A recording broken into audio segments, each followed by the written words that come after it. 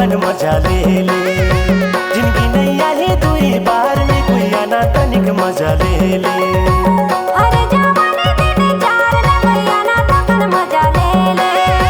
जिंदगी नहीं आई दुई बार ने कोई आना तनिक मजा ले ले।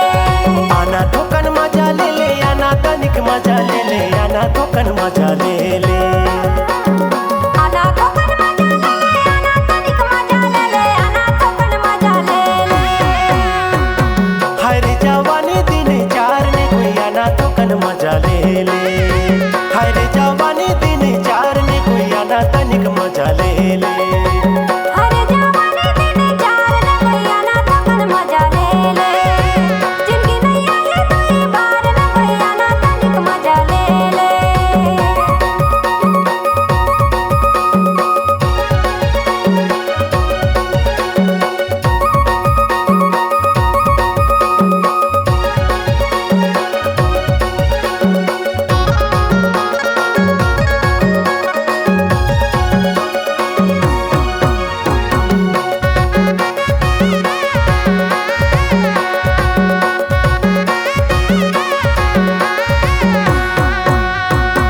कहाँ की गोरी नारी छल छबीली रे, चढ़ती जवानी तोरे होठ रसीली है।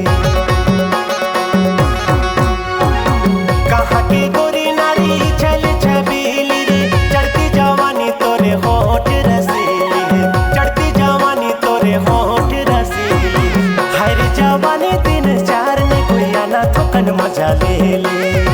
जिंदगी नहीं आई दुई बार में कोई आना तनिक मजा ले ले।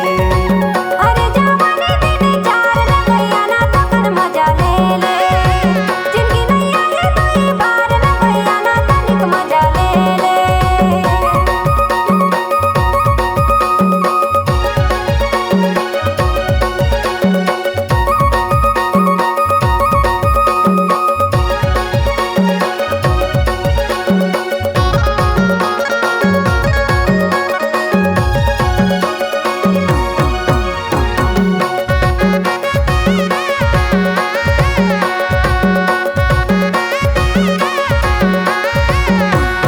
गाले गुलाबी रे नैना शराबी रे, सोलह बजर के हवा बटल कुंवारी रे।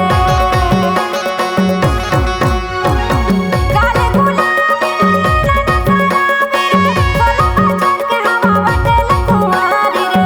सोलह बजर के हवा बटल कुंवारी रे।